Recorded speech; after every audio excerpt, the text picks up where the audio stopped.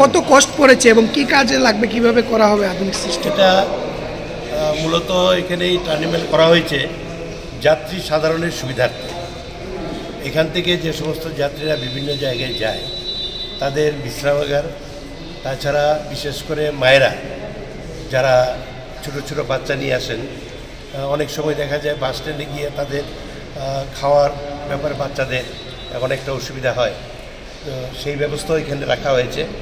তাছাড়া দূর দূরান্ত থেকে যারা আসেন তাদের খাওয়া দাওয়ার ব্যাপারেও অসুবিধা আছে বা সেরকম সুবিধা থাকে না, তো এখানে ক্যান্টিনের ব্যবস্থা রাখা হয়েছে। পাশাপাশি এখানে বিভিন্ন ধরনের স্টল, বিভিন্ন সামগ্রী বিক্রি করার জন্য, যেগুলি যাত্রী সাধারণের অত্যন্ত প্রয়োজন হয়ে পড়ে, হয়তো এখান থেকে গিয়ে অনেক দূর দূরান্ত থেকে এটা খুব সহজে পাওয়া সম্ভব নয়, এই ব্যবস্থা এখানে রাখা হয়েছে। তো এবং যাত্রীরা যাতে সুন্দরভাবে তাদের গন্তব্যস্থলে যেতে পারেন এবং এখানে সহজভাবে গাড়ি পাওয়া যায়, তার জন্য বাস, তারপর ছোটো গাড়ি, 4 চাকার ছোটো গাড়ি এবং অটোদের জন্য আলাদা করে জায়গা নির্দিষ্ট করা আছে, যাতে সুশৃঙ্খলভাবে এখান থেকে যাত্রী সাধারণ তাদের গন্তব্যস্থলে যেতে পারে।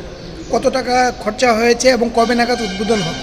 এটা খরচ হয়েছে 16,88,00,000 টাকা এবং আজকে আমরা এখানে এসেছি, পিডাব্লিউডির অফিসাররাও এখানে আছেন, তাদেরকে নিয়ে আমরা এই কনস্ট্রাকশন দেখছি, দেখে আমরা আজকেই এটা আমরা দায়িত্বভার নিয়ে নেব এবং যত তাড়াতাড়ি সম্ভব আমরা এটাকে উদ্বোধন করার জন্য আমরা প্রচেষ্টা নেব। এটা পরিচালনায় কে থাকবে, টিআরটিসি নাকি কোনো সোসাইটির মাধ্যমে দেওয়া হবে?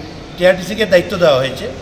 টিআরটিসি এখন দেখবে যে টিআরটিসির পক্ষে এটা কতটুকু চালানো সম্ভব। যদি সম্ভব না হয় তাহলে আমরা সোসাইটি বা অন্য কারো সাহায্য আমরা নিয়ে এটাকে সুন্দরভাবে পরিচালনা করার জন্য আমরা চেষ্টা করি।